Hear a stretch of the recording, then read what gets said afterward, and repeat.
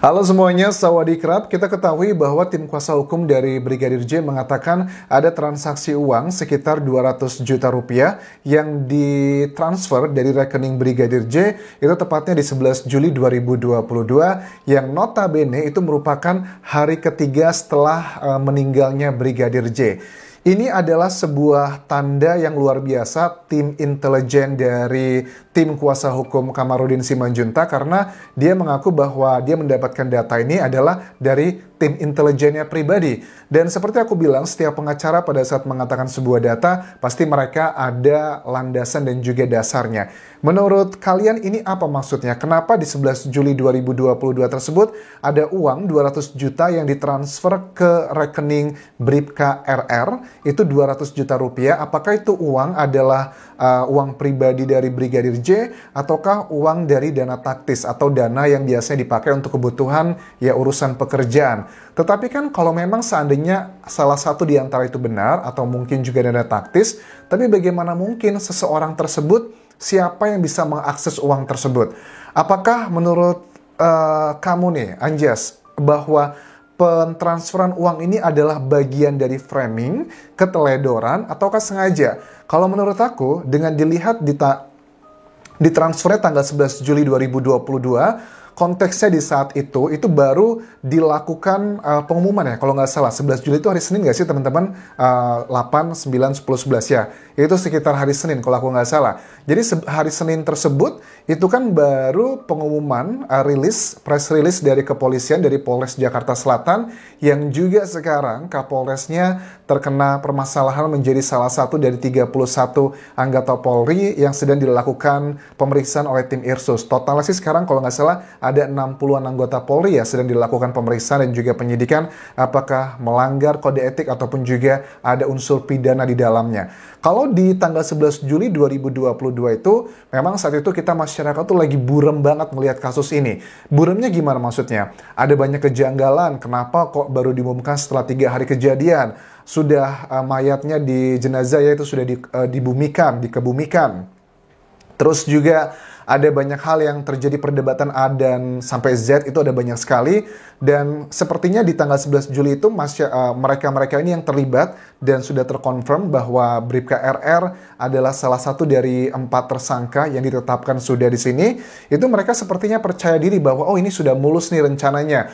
Mulus, semuanya aman karena Kapolresnya sudah bisa dipegang dengan kebohongan-kebohongan yang telah dilakukan oleh rangkaian timnya ini. Terus juga Baradae juga sudah mengakui dia yang menjadi pelakunya, dan 11 Juli 2022 itu masih belum ada tersangkanya walaupun sudah ada pengakuan dari Baradae belum jadi tersangka. Jadi menurut aku ini adalah bagian dari keteledoran karena mereka saat itu sangat yakin dan percaya diri ini tidak akan terjadi viral yang begitu dahsyat seperti ini efeknya. Akhirnya kan dari awalnya dipikir sudah mulus, sekarang sudah menjadi tersangka. Ada 4 orang, kemungkinan besar juga akan terus nambah. Prediksiku adalah Ibu Putri sepertinya akan menjadi bagian dari tersangka berikutnya. Ada pasal-pasal yang masih banyak sekali bisa dikenakan ke Ibu Putri, tetapi itu adalah perkiraanku. Tapi kita lihat nanti apakah itu akan terwujud atau tidak.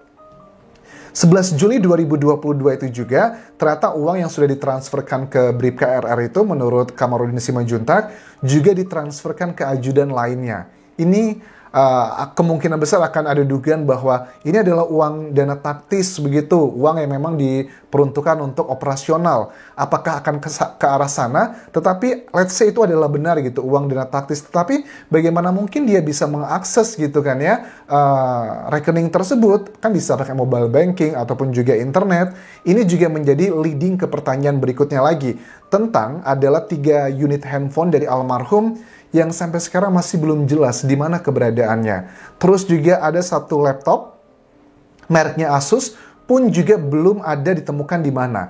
Karena kalau menggunakan transfer 200 juta rupiah itu tidak tahu seperti apa, apakah langsung datang ke bank atau langsung kemana. Tapi setahu aku sih, aku nggak pakai BCA ya, karena katanya pakai BCA, tapi aku pakai bank yang lainnya. Kayaknya 200 juta tuh bisa transfer pakai e-banking kan ya, bisa juga cukup untuk segitu. Tapi kan kalau memang itu benar, ada seseorang yang mentransfer tersebut, artinya kemungkinan besar itu adalah aplikasinya untuk mentransfer secara online atau mungkin secara perbankan Ya, ada data-datanya di handphone ataupun juga di laptopnya Brigadir J. Yaitu adalah dugaan-dugaan ya, apakah dia datang langsung ke bank ataukah menggunakan elektronik, alat komunikasi yang dipakai oleh Brigadir J. Tapi sekarang di mana itu? Jadi menurut aku ini sudah sangat jelas adalah memang kategorinya perusakan barang bukti, dan memang sudah ada 60-an anggota Polri yang saat ini sedang diperiksa oleh tim Irsus ya, khusus untuk menangani kode etik. Terus juga ada keterangan dari Ahmad Taufan Damanik, Ketua Komnas HAM, yang mengaku baru saja bertemu dengan Verdi Sambo. Dia bilang katanya ngobrol dari hati ke hati dengan Verdi Sambo. Dia ngomong pada saat di Kompas TV ini dengan nada yang kayaknya nada tinggi, marah-marah gitu. Tapi aku nggak tahu apakah pada saat ngobrol sama Verdi Sambonya marah-marah juga, atau cuma di TV aja marah-marahnya. Kalau di TV ngomongnya gini, kamu merasa nggak bersalah apa melibatkan anak muda yang seharusnya dia masih punya masa depan yang baik? Kamu nggak mikir dia dari desa dan anak buahmu, dan dia menangis gitu, Verdi Sambonya. Itu ngomong si Ahmad Taufan Damanik ke wawancara di Kompas TV.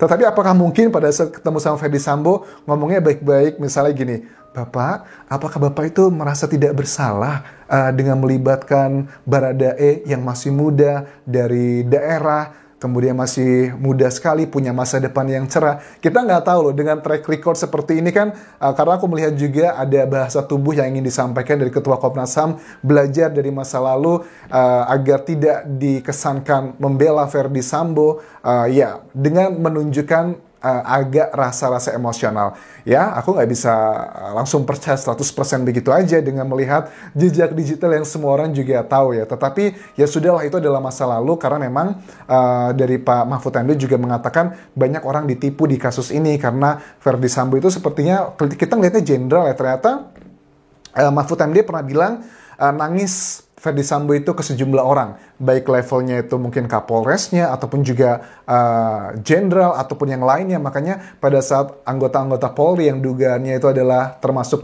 di beberapa di antara 60 orang anggota Polri tersebut yang sedang menjalani pemeriksaan oleh tim Irsus, itu juga ngerasa iba gitu melihat seorang jenderal menangis, sudah pasti nih dia teraniaya, tetapi padahal itu adalah tipu muslihat ya. Dari sini juga kita bisa belajar, ternyata Verdi Sambo tuh orang yang manipulatif, teman-teman. Karena apa?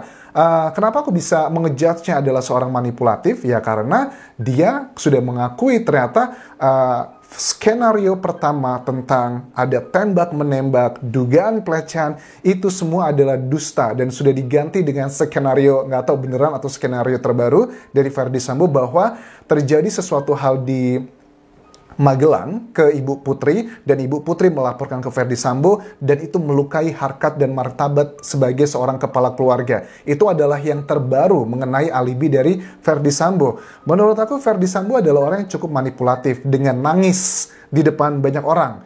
Terus juga melas gitu kan ya, banyak orang yang tertipu begitu. Terus juga manipulasinya adalah pada saat Roni Talapesi, kuasa hukum Baradae, juga mengatakan tentang kronologi bagaimana waktu detik-detik Brigadir J akan ditembak oleh Baradae. Posisi tangan Brigadir J, telapak tangannya menghadap ke depan saat mau ditembak. Jadi bukan seperti kayak mau push up ya, apa sih namanya, sit up ya, kalau begini ya. Istilahnya begitulah ya, kalian ngerti ya bagaimana ngelihat gerakan tubuhku tadi. Terus dan di depannya ada Baradae yang nembak. Bahkan mantan kuasa hukum Baradae kan, si Dia Olipa juga bilang, ayo kamu tembak-tembak, dengan gaya yang sangat kuat, dengan gaya yang sangat bertolak belakang dengan hal yang diklaim oleh Pak Mahfud MD bahwa FS sempat menangis ke sejumlah orang yang termasuk bagian dari 60 orang anggota Polri yang sedang menjalani pemeriksaan oleh tim Irsus. Itu kan bisa memanipulasi sebuah feeling, sebuah ekspresi, nggak segampang itu. Nah, itu juga berhubungan apakah dengan psikopat. Karena psikopat itu ya salah satu trait-nya adalah bisa memanipulasi sesuatu hal. Tetapi, salah. Psikopat dan sosiopat. Karena kalau dibilang, menurut aku dugaannya apakah si Verdi Sambo itu psikopat atau sosiopat, menurut aku cenderungnya kayaknya ke sosiopat deh. Jadi bedanya gini teman-teman ya, psikopat sama sosiopat itu sama-sama perilakunya adalah membunuh, menyakiti, sadistik lah, seperti itu,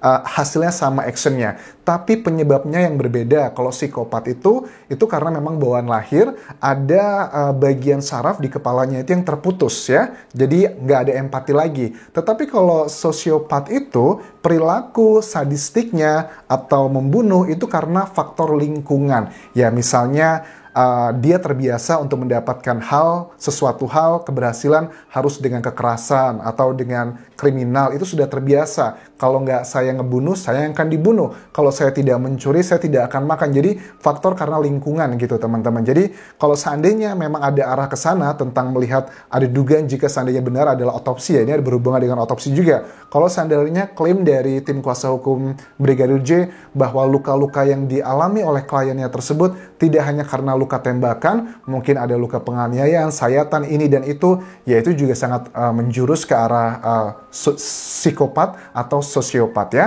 Perilakunya sama, hasilnya sama, tapi penyebabnya yang berbeda. Kalau sosiopat itu masih bisa disembuhkan dan pada saat melakukan masih ada rasa kayak kasihan, sakit sedikit. Tetapi kalau psikopat sama sekali sudah tidak ada rasa empati. Jadi itu adalah hal yang aku update untuk video kali ini. Dan menurut aku perkembangan sekarang sudah ke arah positif, tetapi tidak bisa menutup mata.